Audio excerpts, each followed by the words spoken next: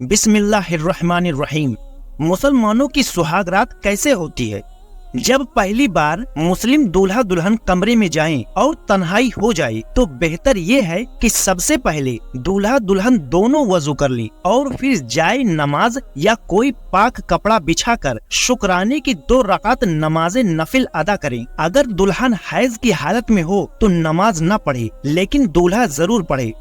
हजरत अब्दुल्ला इब्ने मसूद रजी अल्लाह अन्हु इरशाद फरमाते हैं कि एक शख्स ने उनसे बयान किया कि मैंने एक जवान लड़की से निकाह किया है और मुझे अंदेशा है कि वो मुझे पसंद नहीं करेगी। तो हजरत अब्दुल्ला बिन मसूद रजी अल्लाह अन्हु ने फरमाया कि मोहब्बत व उल्फत अल्लाह की तरफ से होती है और नफरत शैतान की तरफ से। जब तुम अपनी बीबी के पास जाओ तो सबसे पहले उससे कहो कि वो तुम्हारे पीछे 2 रकात नमाज पढ़े। इंशाअल्लाह तुम उसे मोहब्बत करने वाली और वफा करने वाली पाओगे।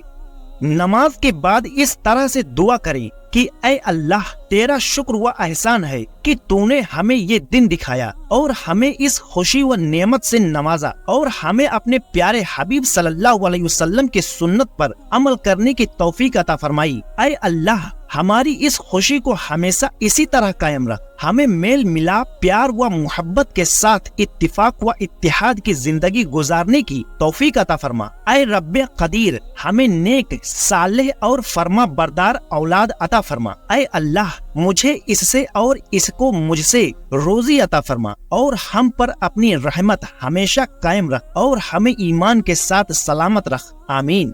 अब हम जानते हैं कि सुहाग रात की वो कौन सी दुआ है जिससे आप लंबे समय तक टिक सकते हैं।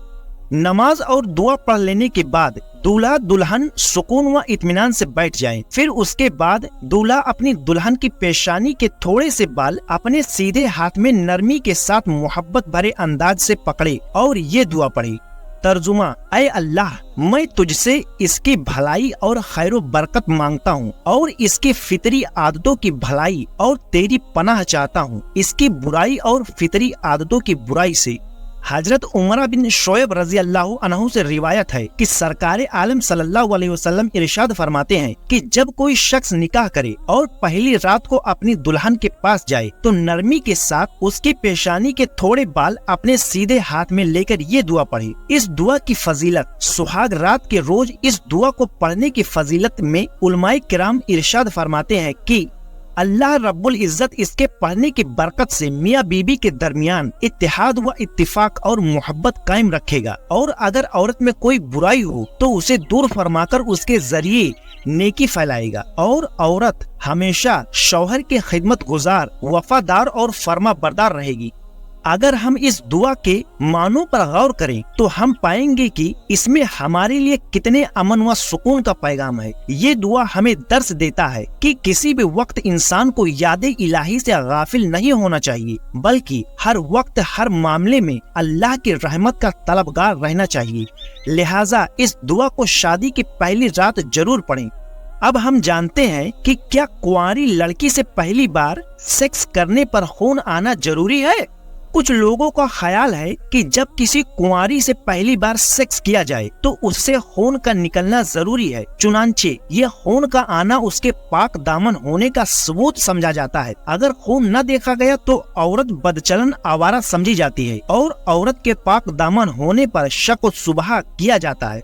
कभी कभी ये शक इस कदर जिंदगी को कड़वा कर देता है कि नौबत तलाक तक पहुंच जाती है। मुमकिन है कि ये बयान बज़ाहिर फहश मालूम हो, लेकिन तजुर्बा शाहिद है कि सैकड़ों जिंदगियां इसी शक व शुबहा के बिना पर तबाह हो चुकी हैं। लिहाजा इस मसले पर रोशनी डालना निहायत ही जरूरी है। क्या अजब कि हमारे इस वीडियो को देखने के बाद कोई तलाक नामी दरिया में गोता जन होकर अपनी खुशियों को मौत के घाट उतारने से बच जाए।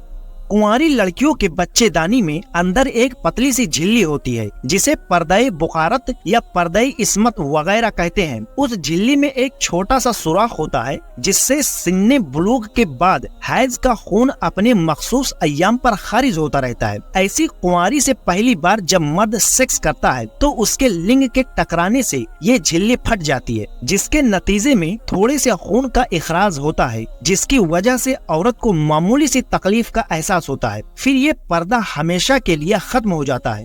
चूँकि ये झिल्ली बहुत ही पतली और नाजुक होती है, तो बाज औकात किसी कुंवारी लड़की की मामूली सी चोट या किसी हादसे की वजह से खुद ब खुद भी फट जाती है। आजकल अक्सर लड़कियां साइकिल चलाती हैं, एक्सरसाइज करती हैं और बहुत से ऐसे काम करती हैं जिसकी वजह से भी ये झिल्ली बाज औकात फट जाती है। और जाहिर है ऐसी लड़कियों की जब शादी होती है तो मर्द कुछ न पाकर शक में मुब्तला हो जाता है।